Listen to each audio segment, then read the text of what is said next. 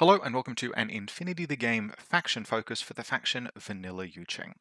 As with previous and future faction focus videos, we'll be talking in depth about Vanilla Yuching as a faction, talking about its factional strength and identity, what playing Vanilla Yuching is like, before jumping into a selection of unit profiles. Obviously, we won't be covering every unit profile. Vanilla Yuching is far too large a faction to do that in any reasonable length video. But we'll try and hit as many as we can that really explain how the faction plays, covering off bread and butter, important profiles to the faction's strength and identity, before jumping into some things that maybe aren't quite as important to the faction, but which are interesting points to explore for players interested in Vanilla Yuching. So with that in mind, what are the strengths and identity of Vanilla Yuching? Well, to start with, they have absolutely premium heavy infantry, backed up by a fairly cheap and effective order base. In much the same way that Panoceania has its identity centered around its premium tags, Yuching, and this is reflective of the fluff as well as the gameplay, has really premium heavy infantry, and particularly over the last few years, what I would call super heavy infantry. So really tough, really durable, typically silhouette 5 heavy infantry. Yuching has the widest selection, and almost universally they are very, very good.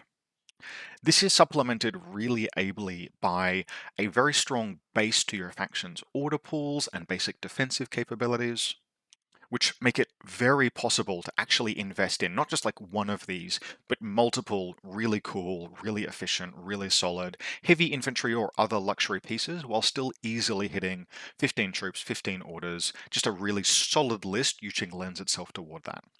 In addition, Yuching has what I would call one of the stronger command and control identities in the game.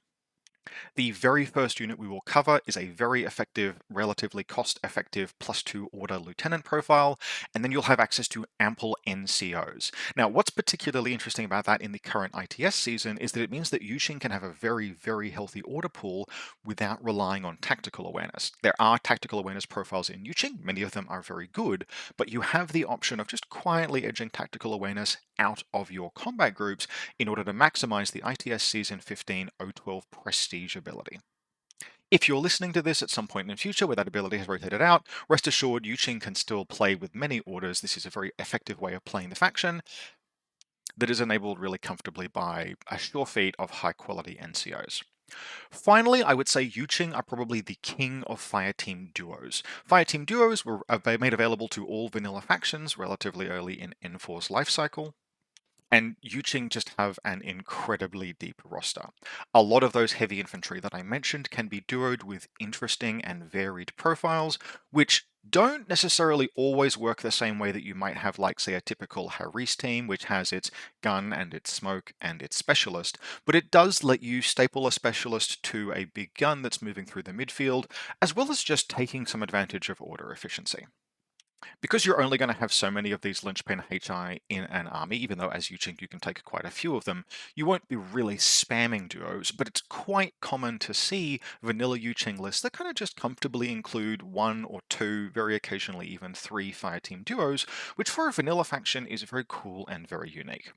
Now, in terms of downsides or disadvantages to Yuching as a faction, I am on record previously as saying not that I think Yuching has bad specialists, but everything I just said, all of those strengths, can make putting specialists in feel like something that you're shoehorning into lists. We are going to cover an absolute ton of premium offensive units in the first section of the Army Profiles discovery of this video. And those are just all consistently pieces that I want to put into a list. And that means that when it comes time to find ways to do the mission, it can feel a little less organic for Yuching than it does for other factions. You typically will be relying on your fireteam duos, pairing with these big heavy infantry, or trying to shift Yuching in a direction that moves away from those heavy infantry. Although there are some interesting heavy infantry midfield specialists, but as a general rule, when I play Yuching, I do find that in any really specialist-centric lineup, I am forced to play Yuching that uses profiles that are less the pieces that I want to take and more compromises. However, I really need to emphasize that this is just reflective of the fact that I personally am hugely enthusiastic for many of the just premium offensive elements, the forward-facing guns and close assault and similar that Yuching have. Not necessarily to say that Yuqing have bad specialists. Yuqing can have some quite capable specialists.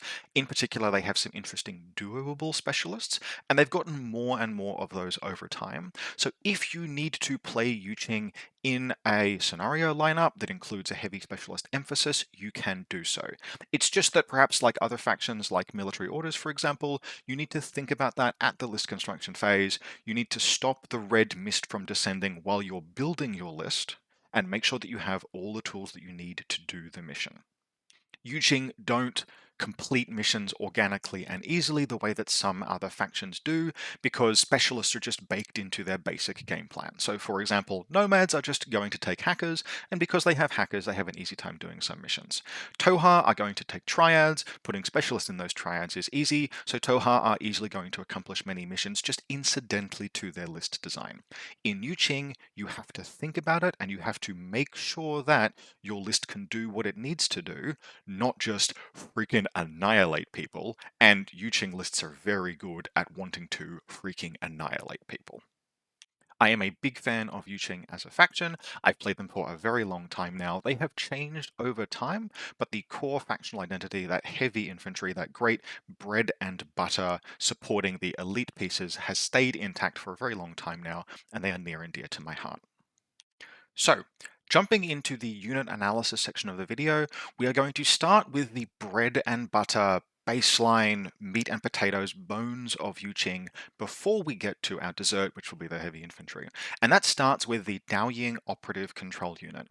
The Daoying arrived with the Invincible Army update back in N3, and from the moment of its inception, it is an absolute banger of a profile. You can only have one, but you should always take one just about in every Yuqing list, and it should probably be your lieutenant. The Daoying combines a number of things that are very, very wonderful, despite the fact that it is nominally a quote-unquote telegraphed lieutenant. It's whip 14, it'll be a camouflage marker in your deployment zone, but that's the thing, it will be a camouflage marker in your deployment zone. Even if your opponent is absolutely certain that that particular camouflage marker is your lieutenant, it is often not easy to dig out a camouflage marker that is all the way back in the DZ. It can't be targeted by guided unless you're foolish enough to put something close enough to it to be targeted and then splash the missile. And getting an asset all the way back to the Daoying only to then have to discover it in order to attack it basically makes the Daoying one of the safer, or possibly the safest obvious lieutenant in the game, outside of things like combined army aspects, which effectively bring their own chain of command. The fact that it's whip 14 is also nice, gives you a slightly higher chance of winning the lieutenant role than a lower whip lieutenant would, and there are two profiles that I would generally recommend for the Daoying Operative Control Unit. The one that I will take most but not all of the time is the 22-point just default lieutenant +1 order. The reason why this is my preferred is that for whatever reason, it is not paying any premium for that Lieutenant +1 order. Usually that is a costed ability, right? If you look at the Daoying 22-point non-lieutenant profile, it's 22 points for the boarding shotgun. The Lieutenant +1 order costs nothing extra, which means we are getting a little discount there. And indeed, 22 points for that package is intensely attractive. However, don't sleep on the hacking profile. It costs a lot more. It costs a full 8 points more than the baseline +1 order lieutenant, and that's because this version of the Daoying is paying the premium for +1 order lieutenant, but it costs no SWC, and it is a whip 14 lieutenant, which can spend 2 lieutenant orders to do things like make a hacking attack and then recamouflage. Now, if you choose to take the 30-point profile, obviously you are paying a considerable premium for what is going to be a model that you will have to be a little bit wary about doing things like moving into the midfield. If you take this profile, be very disciplined. Never leave this model out of camouflage in your reactive turn. Always recamouflage it before proceeding onto your opponent's turn. And be very, very cautious about revealing it to take AROs. There is going to be something of a temptation to do things like build a hacking net, maybe use Guilang deployable repeaters in the midfield, but there is no faster way to lose a game than to put this model, basically to reveal this model to take an ARO when your opponent has means of then killer hacking it, basically doing whatever, right? You've broken camouflage, you've made yourself vulnerable. Keep this model safe at all costs, and that includes if you're taking the hacking profile. Overall, though, the Daoying is just an absolute stellar beginning to Yuqing as a faction. You can easily begin every list, basically, by putting one of these in there, because there will be a sure feat of NCO options that you can take that will take maximal advantage of those +1 order lieutenant profiles. Dao Ying is just fantastic, and I cannot recommend it highly enough. Moving on from the Daoying, we're going to talk briefly about the Yaofang Longya. Now, I'm probably mispronouncing that. There are accents there that I don't understand. I have only read the words. But the Longya is another relatively recent release to Yuching. It arrived with the White Banner Army update. And it is a, I would say, fairly costed, but ultimately pretty premium defensive remote. At availability 2, it is, and like 16 points, 17 points, half an SWC, even the 21-point profile can be quite viable. The Daoying can add a layer of mines and template ARO that is kind of doing sort of the Helot's job, right? It's a camouflaged ARO piece that your opponent can't afford to ignore because it's packing both Panzerfausts and Flammen Spears, which means that to do something like walk a tag out of cover through its line of sight is to invite disaster. So the Yaofang Longya almost always has to be answered, which means that it insulates you against turn 1 attacks. There is not a lot that is willing to both tempt out the Yaofang Longya's Panzerfaust or Flammenspear arrows and brave the minefields that they place. On top of that, Yuching will often have some reason to take engineers in their list, and these are remote presence remotes, which means that if you wanted to use them as defensive elements and they get taken down by your opponent in your opponent's active turn, recovering them can actually still be really surprisingly easy. In addition, they have shockingly credible offensive potential under some circumstances as well. Surprise attack with the +1 burst Flammenspear or +1 burst Panzerfaust is just dangerous enough to be used from time to time. God knows we've all made use of template weapons in the past to good effect. And don't sleep on the heavy shotgun profile. The cheaper Longya profiles have only a submachine gun, which is an okay weapon, but it is only ballistic skill 11 with no native mimetism.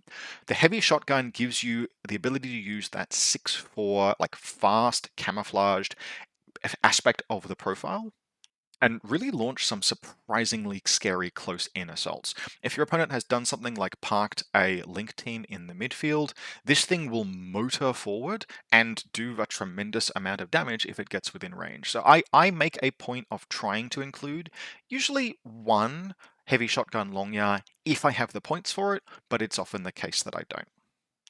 Overall, Longya are one of a few pieces that fill your have a plan for making sure you get to your first turn, because you won't want to be doing things like using your premium heavy infantry as ARO pieces typically. Your Longya are your dedicated crumple zone, they can fit very comfortably into combat group 2, and if you take one of the ones with a heavy shotgun, they can use that more limited order pool to still launch quite credible attacks. Next, we have our warbands, Lankai, Wandering Shaolin Monk, and of course Shaolin Monks themselves, and we'll be talking about these in kind of the same breath, although it is worth noting, of course, that Shaolin Monks are the only ones that have smoke. Now, I'm choosing to mention Lankai here only because I have to mention him somewhere in the video. For 21 points, with all of the kit that he is just an incredible, dedicated, dangerous, close assault unit. He is kind of too efficient not to take if you can find the slot and the points for him. He costs no SWC, he can defend in a pinch. He is truly, truly dangerous against a shocking variety of targets. He's just very good to put in a list and fire off as an absolute cruise missile. Shaolin monks, by comparison, tend to need a bit more of an order investment. Among other things, they don't forward deploy. They aren't able to just, tank through certain AROs. Lankai is not shock immune, so be careful with mines, but he dodges very, very well. But Shaolin monks are very, very cheap at only 5 or 6 points. And in Yuching especially, we have a lot of use for that. In addition, they are just a cheap and easy source of impetuous Fizz 13 smoke. They can fight extremely effectively with CC23 and Martial Arts 3, and sometimes you're just going to need smoke. It's just useful. You want to have a couple of pieces that can throw smoke in a list if possible. It's not mandatory, but it's very nice to have, and the irregulars that you have access to in Vanilla Yuching are fine, but it's your usual selection of mercenaries and then really Shaolin monks. So it is not going to be difficult to put a couple of irregulars in a list. You will have, usually that's not a hard burden for a list to bear. 2 irregulars is typically very comfortable, and Shaolin warrior monks are useful enough and high quality enough that at a very low cost, they can fill out your irregular models and just give you some utility, as well as every now and again the fact that they are a stealth warband with quite good close combat, the ability to sneak up on something, get some smoke down from outside of 8 inches, get into CC with no recourse to your opponent, and do some serious damage. Shaolin monks are not going to carry games on the regular, but you will very rarely regret having them, and because you want to take these other expensive heavy infantry style pieces, the Shaolin monks get you comfortably up to 15 troopers. The other package that gets you comfortably up to 15 troopers is Guangxi and the Celestial Guard Monitor. Now, these are units that used to be absolute auto-includes, but I don't think are anymore. They still, however, fit into the bread and butter, meat and potatoes, I'm hungry now, bones of the faction, and they are one of the things that you can use to enable that rest of the list being elite and effective heavy infantry play. The main thing that a Guangxi is 5 points for a regular order, which even having to take the 1 13 point and half an SWC Celestial Guard abrogates very quickly. Now you can take up to 4 Guangxi and the Celestial Guard, but I would generally encourage you to not do that. With the 15 trooper limit, that's 5 of your troop slots spoken for, and particularly once we then go in and add in a Dao Ying and maybe 1 or 2 Long Ya and some impetuous attack pieces like Shaolins, you actually start to run out of space in a list very, very quickly, which you can then, you can fill up the remaining points with your elite heavy infantry, but remember everything I said before about still needing to plan for the mission. I find the sweet spot for Guangxi is often going to be something like 3 Guangxi and a Celestial Guard monitor, sometimes even 2 Guangxi and a Celestial Guard monitor, which is still a fairly efficient package points for orders. If you go down that low, you are kind of committing to the fact that actually the rest of the value proposition for Guangxi is that they are dogged chain rifle and pistol wielding troops, which is still useful in its own right and gives you the second half of that I have a plan for not losing on turn 1, because these guys at the cost are par excellence corner guards.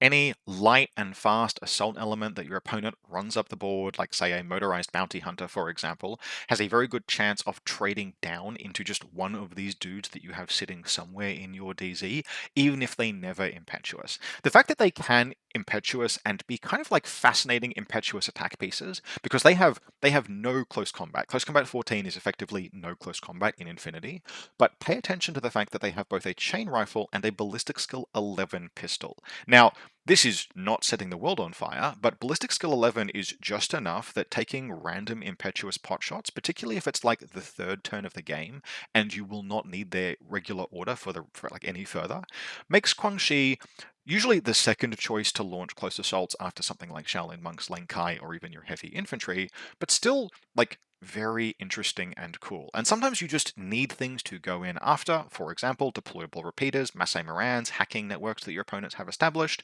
And if you've got Shaolin Monks and Leng Kai, you are partially equipped for that, but Guangxi gives you even more tools. And if you can just clear through like the crazy koalas, for example, going after Morans with Guangxi can be very efficient and effective. Again, you have other better tools, but more rounds in the cartridge is never bad. So Guangxi, not an auto-include in the way that they used to be, right? Back in the days of yore when we could take 21 trooper lists, Guangxi you would always take to the maximum because it was just so efficient to have such cheap units.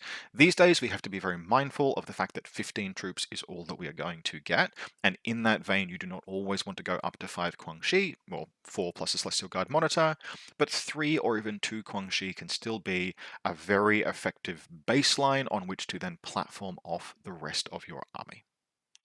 Now, with all of our cheap baseline stuff spoken about, right? We've put these into a list. We've got the baseline of orders and defense. We have our plan for surviving the first turn.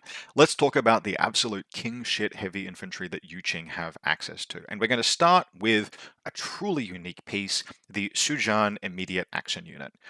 There is really nothing like this guy in the game. The Sujan is what people were terrified of before bear pods exist, and frankly should be reminded of from time to time. Sujan are, just to start with, absolutely terrifyingly fast. Don't be fooled by the fact that their high mobility form says 8-2 movement. You can, as your first short skill, move in your high mobility climbing plus form 8 inches, and then shift into combat form and move again 4 inches, because for some reason that I have never figured out, the combat form is not 4-2 movement. So you can use 8 inches, then 4 inches to move the Sujan 12 inches in a single order, which literally is the speed that many bikes move at on a piece that is far, far more dangerous and has climbing plus. Also, unlike bikes, the Sujan can cautious move.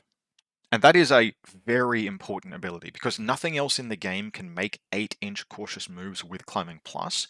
And this lets the Sujan penetrate defenses that you would otherwise think might stop it. So the Sujan is a heavy infantry, it is BTS 6, but it is ultimately very hackable if your opponent has midfield repeaters or even deployment zone repeaters some of the time. The fact that you can start outside and end outside the repeater area, but move through it with a cautious move, enables the Sujan to just occasionally penetrate defenses that would otherwise stop it and close in for the attack. And when it does close in for the attack, by God, it is a terror. My generally preferred loadout is the heavy shotgun +1 burst, partly because it costs no SWC and is cheaper, but I think it makes the maximum use of the Sujan's mobility, but there is nothing wrong with the Spitfire either. But just assuming that we're talking about the heavy shotgun here, that is a damage 16 +1 burst heavy shotgun on a ballistic skill 14 combat form, which just absolutely cranks. There is nothing in the game that looks at that and goes, yeah, no, we'll be fine. I can just take 3 damage 16 armor piercing hits or 3 damage 16 template hits. If the Sujan closes to within template range, you are almost guaranteed a kill, and frankly, the Sujan is almost guaranteed to survive.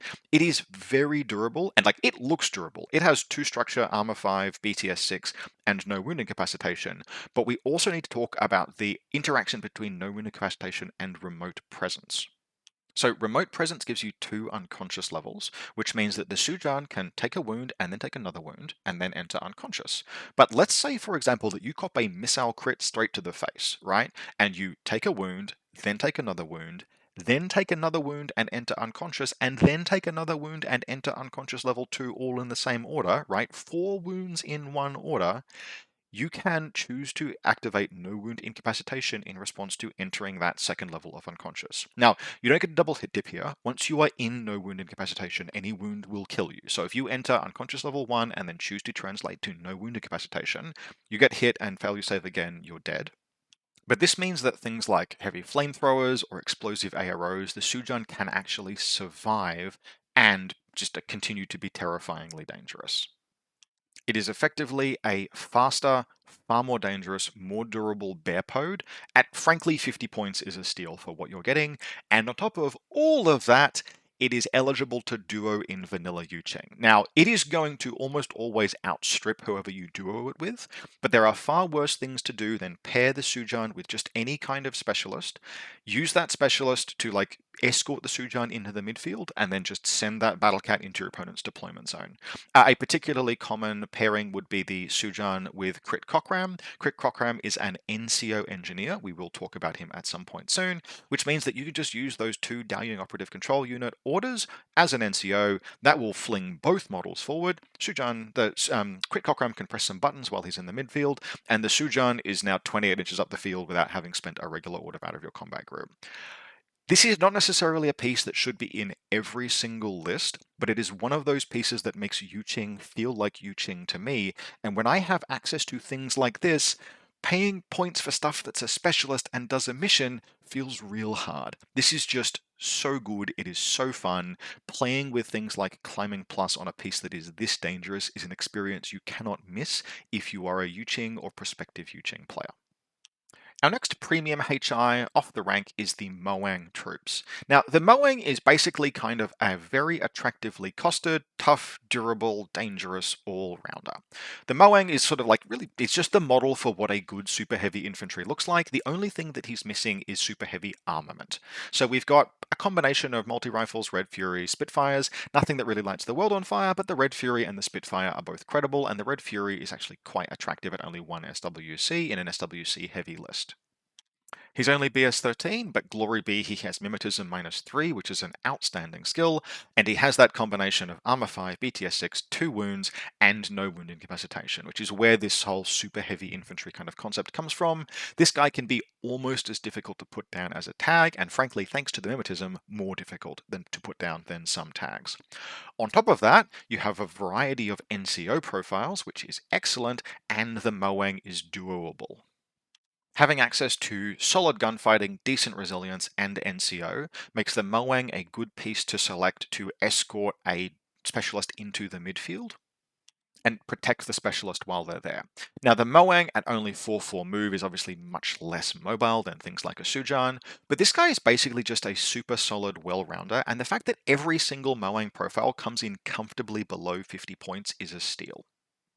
The only thing the Moang can't reasonably do is threaten enemy super heavy armor pieces. So the Moang does not want to fight an enemy tag. It wants to punch down into lighter pieces. Basically anything armor 3 or below, 2 or below if you're taking the Red Fury, is ideal prey for the Moang.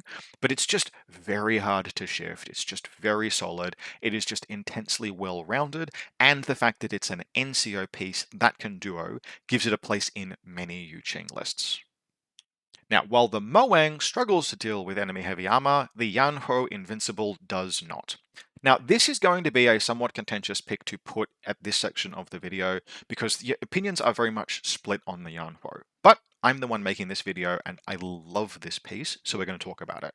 Firstly, just credit to the sculpt. The Yanhuo HRMC is one of the older sculpts in Infinity, and it is an absolute banger that holds up incredibly even in 2024.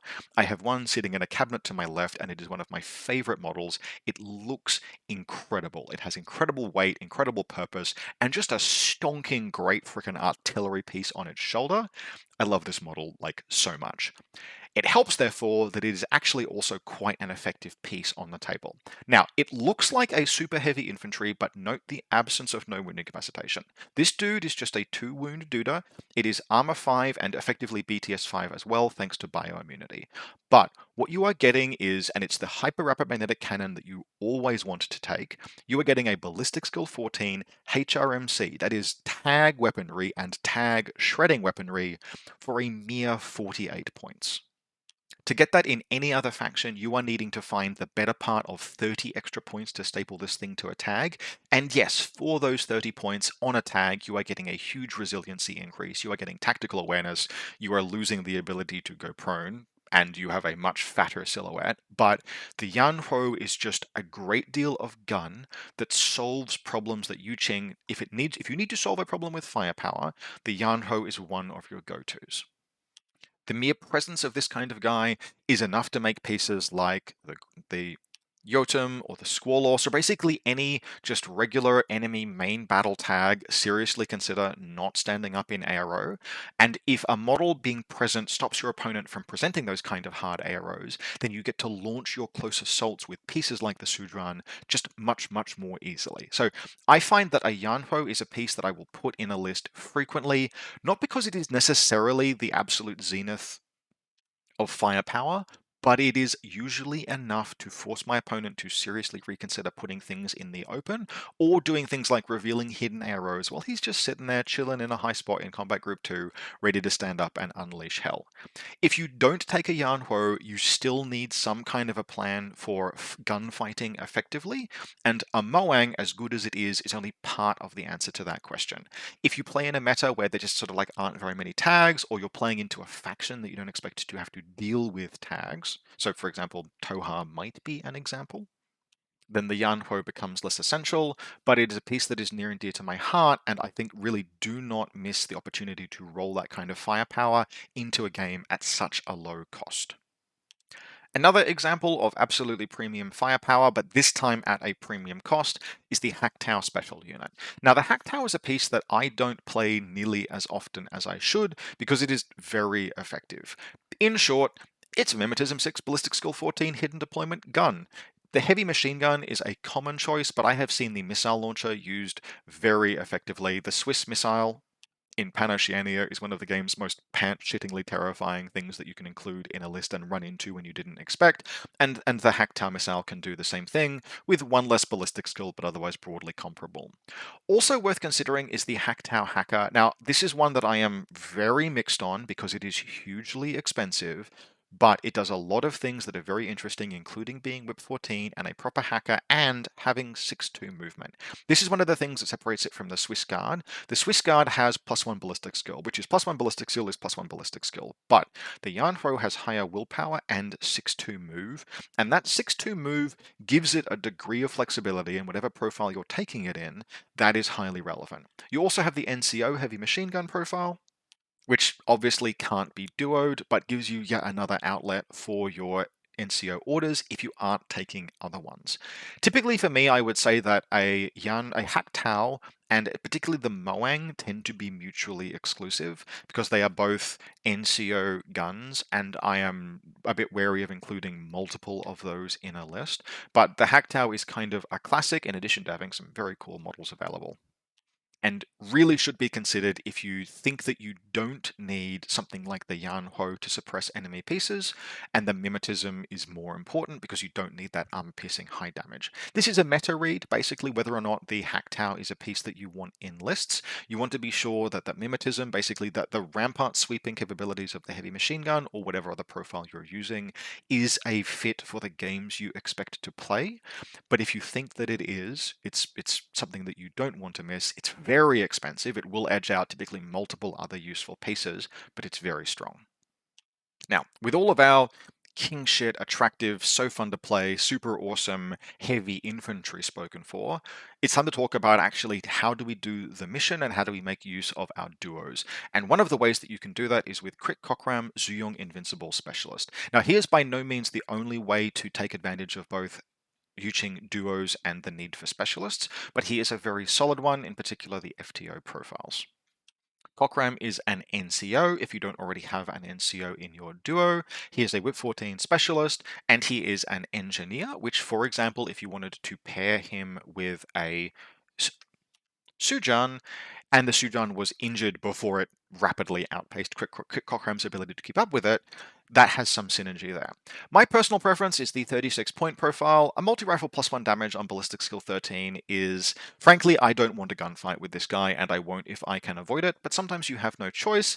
And you can fight out to 16 with crit if you're absolutely forced to. He is still a heavy infantry, but he's only armor 3, only BTS 3, regular 2 wounds, only ballistic skill 13. His real role is to be a Whip 14 specialist and NCO that you can include in a duo and make great things happen with. 36 points is just expensive enough that it is going to be challenging to include him in every list, particularly with all of the other toys that we can take. But this is broadly a very solid profile at a just barely affordable cost, and Engineer is a relevant specialist skill in some missions. The next duoable specialist troop that deserves some attention is the Naval Operations Group Sulyong, and this is a recent release with the reinforcement profiles. Now, the Sulyong is going to be quite comparable to a couple of other pieces that we will mention here, comparable to Crit Cockram, in that he is an NCO. Similarly, we'll talk about another piece soon that can duo to add additional orders. But the important thing about this Sulyong is that for a relatively cheap overall cost, so the pieces that we'll be usually interested in here are the either forward observer or paramedic profiles, we get the ability to do a real ton of classified objectives in addition to just being a midfield specialist if we get dragged there by a duo. So the fact that the Sulyong is a veteran troop, medium infantry with multispectral visor, and then can then be either a forward observer with decharges or a paramedic with medikit, means that you have a very wide sort of coverage with these units just incidentally doing classifieds in missions where classifieds need to be done. So things like Frontline, for example, where there nominally isn't a requirement for specialists to push buttons, there is still some argument for including the Naval Operations Group Sulyong, because there's a good chance that one of these guys will be able to just do a couple of classifieds of the 4 that you'll be asked to over the course of the game. On top of that, although it is only a single wound piece, that light shotgun +1 burst with multispectral visor level 1 is like, I don't want to use this for close assault, but if I have to, I absolutely will. 3 burst with a light shotgun against the right targets, particularly with that multispectral visor, in a pinch is a very credible weapon. So a recent arrival, but a very interesting one. and yet another way to make use of that command and control +1 lieutenant order plus NCO skill combination that is so emblematic of Yu Qing. Our last and final doable specialist of note is a bit more of an edge pick, but a kind of personal one I enjoy playing with, which is the Imperial Agent Pheasant rank. Now, these guys come with Chain of Command, Whip 14, and some weirdly eclectic but interesting profiles that you can staple to something like, say, a Moang and advance into the midfield a little more cautiously. So, firstly, they have Chain of Command, which actually opens up some other lieutenant options in kind of an interesting way. So, if you really need to shave some points and are willing to give up 1 lieutenant order, you can do things like cut the Daoying and make something like the Moang or Yanhuo your lieutenant, and the Yanhuo, for example, will comfortably spend the lieutenant order if it wants to, or have other models spend it, and you've saved 22 points that way. Now, I would typically recommend taking a Daoying, but having Chain of Command is not a bad hedge at all if you take the Daoying or if you want to experiment with other pieces. If you're taking the Daoying Hacker, something like the Imperial Agent becomes more attractive, which is interesting. But then we get to the actual profiles, and there is just a ton of weird and interesting stuff going on here. So to start with, Para CCW Weapon -6, Martial Arts Level 1, and CC 23 is actually a shockingly dangerous non-lethal CC profile. That is some big penalties you're stacking to your opponent, and with CC 23, especially if you are duoed with something like a Moang and just pile into CC for burst 2, you can disable some surprisingly large targets with that combination. On top of that, you have a Mad Traps mine layer profile, which is just cool. Like, that's useful. That's more mines in your deployment zone, to call deployable equipment in your deployment zone, to combine with things like the Longya. We have 2 Whip 14 hacking profiles, a regular hacker and a killer hacker, both of which are entirely serviceable and useful to take. And then we also have a Tactical Awareness Red Fury profile. Now, Tactical Awareness, I mentioned, is something that Yu Qing has relatively limited access to outside of its tags, in terms of pieces that you would often take in vanilla Yu Qing. But the fact that the Red Fury Pheasant Agent is something that you can duo and is still a specialist thanks to Chain of Command is, look, we are getting into the edge cases here, but it is something that I have unironically played and found to be kind of cool. Realistically, the hackers, particularly if you're looking for specialist bonuses in certain missions, will probably be your first go-to, but even the mine layer can do some very interesting and effective things, especially if it's just being randomly moved into the midfield as part of a duo to press buttons and kind of just be there. Again, as with each of the previous pieces we've discussed in this duo-capable specialist profile, the really important thing is that they can be put in a duo, and you have these excellent options for them to duo with. So whether it's a Moang, or a Sujan, or even some other piece that we haven't mentioned yet, like Aguija, for example, which can enter duos in this faction. And if you ever want to think about just the absolutely most egregious use of points possible as a single assault team, Aguija with a pet battle cat is just hell on wheels. Don't play it, but it's very funny. These are what these pieces are useful for. They are to do the mission in Yu Qing in a way that complements the Yu Qing playstyle. Now, with the baseline units, the king shit heavy infantry, and then the duo specialist taken care of, we're going to breach into sort of the rest of Yu Qing and other things that it's worth noting to talk about. And we're going to start with other interesting and useful profiles, in particular specialists, because there are a few of these that maybe aren't going to fit into every list. But again, we've talked about these cool offensive forward facing pieces. You have to be able to do the mission, and there are some interesting ways to do it. We're going to start with Guilang, and I have been vocal in my dislike of Guilang, and I actually do stand by that.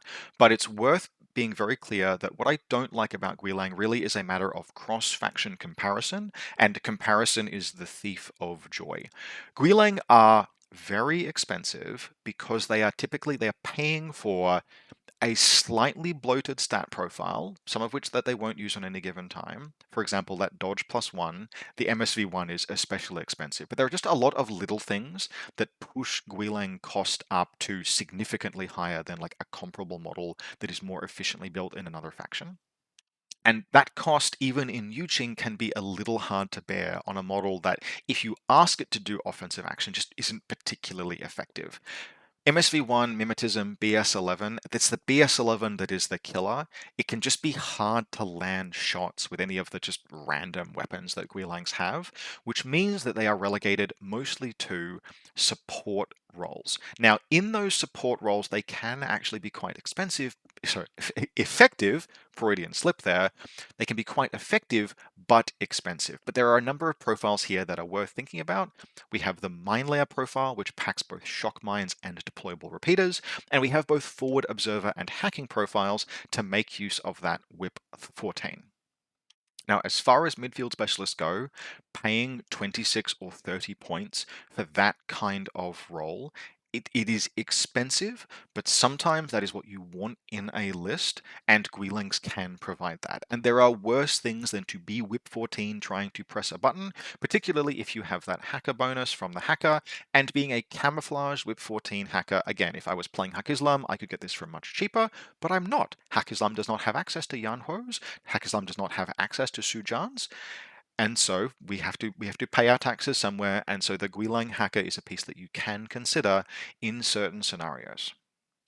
In the same bucket, we have the Daofei tactical section, which is it's a heavy infantry because this is Yuqing, and it has mimetism camouflage. It sits in the midfield looking like a Libertos mine until it just rolls up and starts shooting. Now, the Daofei has, firstly, look, let's talk about the points cost. This thing is more expensive than a lot of the heavy infantry we talked about in the awesome heavy infantry section. In fact, of all of those heavy infantry, literally only the Hack Tau was more expensive, which means this guy costs. But it is a camouflage, 6-2 move, mimetism, heavy infantry with a variety of profiles, and for some people that is just super relevant and interesting. I typically will not take a Daofei because I find that cost kind of eye-watering for an armor 4 2-wound heavy infantry, but at the same time I have been ripped the fuck up by just that Spitfire Daofei rolling up on me, and at 6-2 movement, even the hacker hacking device can be very, very good at just moving efficiently between objectives, doing objectives. It is a veteran and a heavy infantry, which means it can do a wide variety of classifieds in addition to being a hacker. It can do a lot and fight if it has to. We're not going to discuss the Zensha, but she fits in a similar role here of this kind of expensive luxury, but nevertheless usable Yuqing midfield. If you find yourself investing in these pieces, I strongly recommend also looking at things like the Beast Hunter and the Libertos, just to flesh out the midfield. But you are playing a vanilla faction, so you have access to those pieces, and you can build an effective fog of war in the midfield with your camouflage pieces if you choose to go in that direction.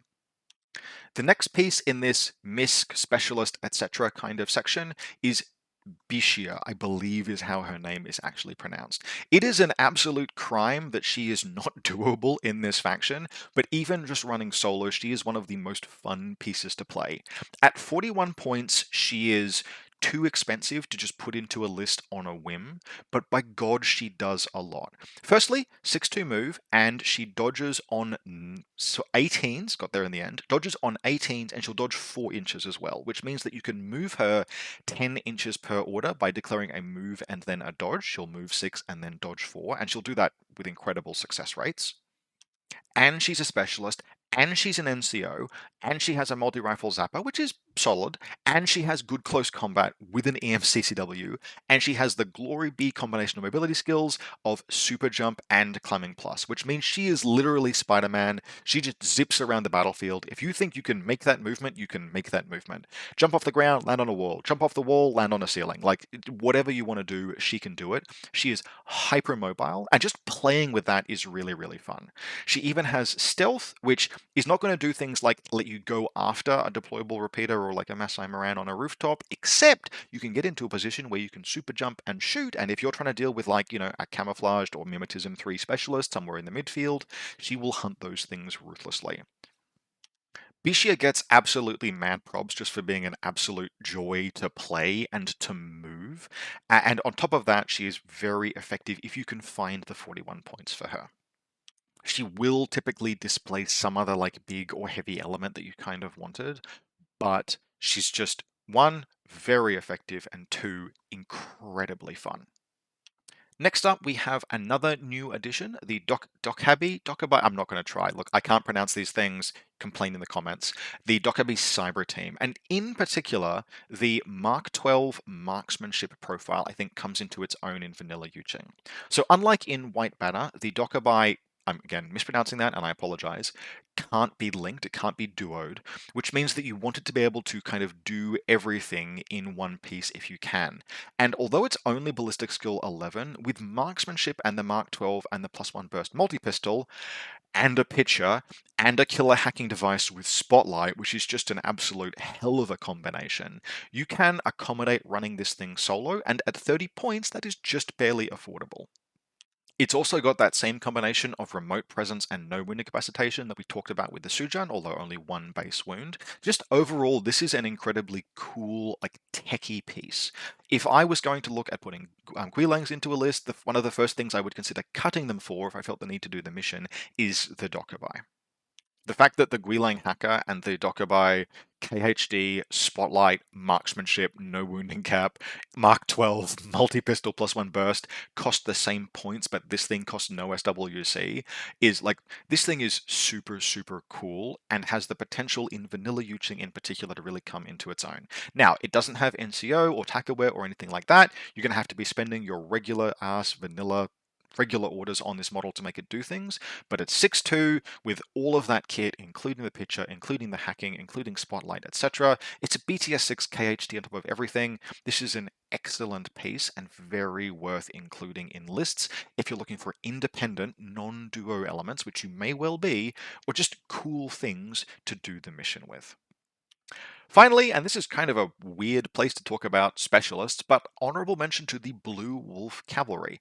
The Blue Wolf, it's a tag, which means it has a Whip 13 specialist inside of it. But like, what a tag! It is only a light tag that frankly costs as much as some heavy tags, but you get an absolute ton for the profile. And I have run Yucheng lists that have included a Blue Wolf in part because it was a fast attack-aware specialist. Now, it can't be duoed, but it can nominally do all of the things that you think it might need to.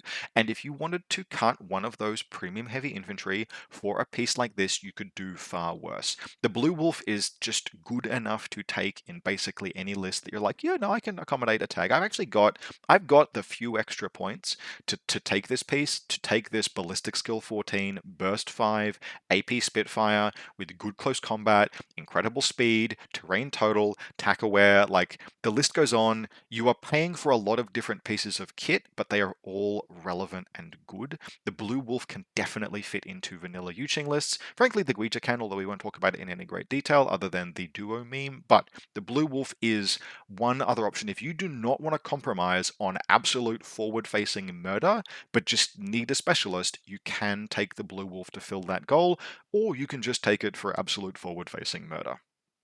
If you do take the Blue Wolf, one thing to bear in mind is that you are potentially limiting yourself very much to fighting in the 24-inch range band. But hey, this faction has 6-point impetuous smoke models, so you should not have problems laying smoke to get the Blue Wolf forward to take those fights. You might be edged out by MSV ARO pieces, that can happen from time to time, but a lot of those MSV ARO pieces are going to be things like missile launchers, like Riot Girls, for example. And if you just reserve drop the Blue Wolf into a position where you can maneuver to engage inside 24, that actually becomes quite a favorable face-to-face role. So again, another independent piece in kind of the same vein as Bishia and the Dokkaebai, very cool and very effective, and you can afford pieces like this thanks to the baseline stuff that Yuching brings. Now, typically at this point in the video, we would start getting into what I would call the honorable mentions or things you might like to try part of the army, where these are things that maybe are not like super on meta pieces, but which are well worth investigating just as potentially a line of play that leads you to discover something that is unique and interesting that you like. But frankly, like 70% of vanilla Yuching can fit into that category. There is just a ton of stuff in vanilla Yuching that like isn't quite the meta take in every list, always include this, it's super, super good, but is just kind of good enough to be like, no, I can put that in like a list every now and again, and you might find something that in particular works for you. So I had to ruthlessly cull here down to just a few pieces, but take my word for it that there is a ton of space to explore. Like, I am not going to cover Tiger Soldiers, and that's a crime. I'm not going to cover Shooting Stars, and that's a crime. Those pieces are like just super interesting drop troops that are worth experimenting with, for example. But we're going to start with the Hundun Ambush Unit, in particular the Heavy Rocket Launcher profile. This thing is probably the cheapest. There may be other ones that are better that have emerged since. I'd have to go and look at Agema, for example. I think they may begin to compete. In fact, Agema probably do. But at only 27 points and with a heavy rocket launcher and ballistic skill 13, the Hundun straddles the line between discount Noctifer and actual back pocket active turn piece. So in comparison to things like a Noctifer or an Agema missile launcher, for example, which are hidden deployment ARO pieces basically only, the Hundun being Burst 2, Ballistic Skill 13, with Surprise and the heavy rocket launcher, means that you will have the option from time to time of using this thing as actually a pop-up ambush unit in your active turn. You don't have to, and it is totally okay to leave this thing as an ARO piece. And in fact, the Hundun really is. We're in the sometimes food category here. I would not put a Hundun ambush unit in every list, but it's a piece that I feel like when it was first spoiled way, way, way, way back, we looked at and we thought, wow, that's scary and awesome. And then just kind of nobody took them. And that is almost certainly a local experience. I'm going to get someone who tells me that like they play a Hundun every game or their opponents play Hunduns every game. And that is awesome if true, because this thing deserved more love than I ever saw it get. But it deserves some experimentation with. And it's one of those pieces where you can build like a minefield, a fog of war. Is that camouflage marker on the rooftop near the Longya actually a mine, or is it a Hundun maybe? Like there is play in the fog of war game for Yuching, and the Hundun can lean into that. It is interesting and worth exploring. In a similar vein, and this really just is a piece that I personally like, not something I necessarily strictly recommend, we have Major Luna, the ex-Aristea sniper, who, similar to the Hundun ambush unit, obviously without the surprise attack, so without the hidden deployment, rather, but she is a mimetism piece that sits under a camouflage marker in your deployment zone, maybe hanging out on the far side of the DZ from wherever the Daoying operative control device is, and she's only burst 2 in active turn, which is right on the cusp of like not super comfortable taking face-to-face rolls with that. But that is a +1 damage MSV1 mimetism surprise viral sniper. That thing packs an absolute punch. Ignore triangulated fire, it's a meme, we're not here for that. But if you are taking something like a Yanhuo and you'd like to justify taking a doctor, you can do much worse than to just throw Major Luna into a list and have her just sit as another firepower piece. The doctor's helper bot hangs out near her, the doctor hangs out near the Yanhuo, and you get, like, she's not Nauf that we have at home, and you can take Nauf in this sectoral, but he does not have a cube, and Major Luna does. I have played with her. I have had, I'm not going to say good, but interesting results. And for that reason, she fits into this things you might like to experiment with package. Last, and it is criminal that this is the last piece that I'm talking about in the experiment package, because again, there are just so many things that you can try out with vanilla Yuching. We have the Heite unit, in particular, the heavy rocket launcher +1 burst, ballistic skill attack guided, for a lot of the same reason that you would consider this piece in White Banner. Now, it is only 37 points, and that is an absolute steal. It is ballistic skill 14 with burst 3, which is right on the freaking cusp of what I am willing to even consider taking a face-to-face roll without any visual mods or surprise or anything like that involved. But it's BS14 burst 3, we can give it a crack, and it's got attack aware, it is only 37 points, and it opens up ballistic skill attack guided into the mix. Now, no, it isn't an explosive armor piercing guided hit, but if you are just playing with some hacking, like if we just put the Dokkaebai into a list that we have Spotlight, and we want our opponents to respect the fact that Spotlight landing on them during our reactive turn is something that may threaten them, the Heite unit, just without having to spend a whole troop slot and 16 points on a guided missile piece, just says, hey, you need to respect that spotlight status. You need to consider clearing it or respect my repeater networks, because I will have a go at you with my fire rockets over the horizon if you don't do something about that.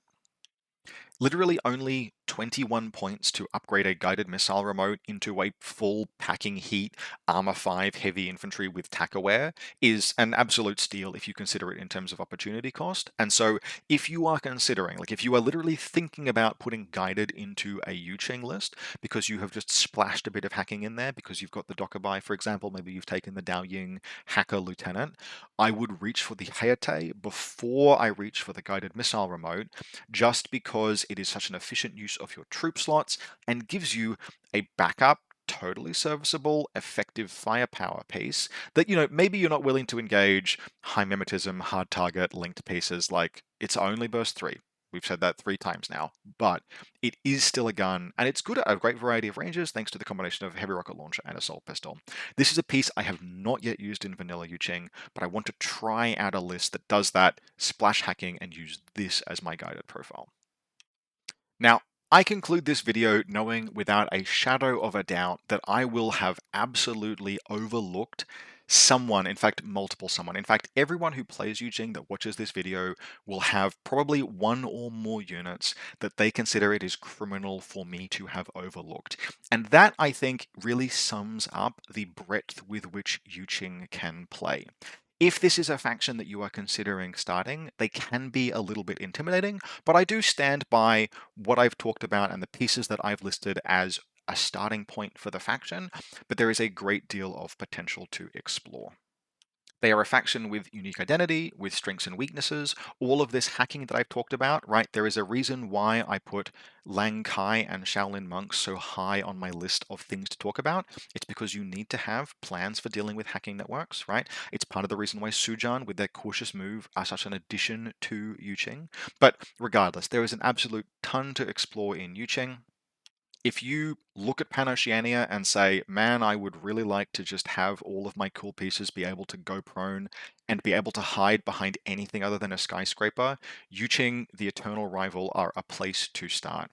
High tech, high power, tons of HI, a great backbone to the faction, cheap pieces, warbands, and command and control out the absolute arse. Yuching are a wonderful faction and highly recommended. Closing the video out, as always, if you enjoyed this content and would like to support the channel, you can do so either via the Buy Me a Coffee link in the video description or by becoming a channel member. We have a few of those now, and very, very big thanks to everyone who has signed up so far. It really does mean a lot. It helps me do these videos, dedicate this time, and keep the channel moving forward. Supporters, either channel members or via the Buy Me a Coffee link that make requests for things like faction focuses, are things that I will focus on in the first instance. Typically speaking, I will only do these faction focuses if I think I can actually speak with some degree of knowledge around the faction. There are going to be factions for that reason that I don't think I can cover in great detail. For example, anyone who asks about military orders or imperial service, I will have to point you elsewhere because those are factions that I can speak about only really as a moderately educated layperson. But there are a number of other ones that I am considering. I would love to do a Hack Islam one of those, and it may come up soon, or otherwise on viewer request if it's something I think I can actually speak to. As always, I hope you enjoyed this, and I will see you next time.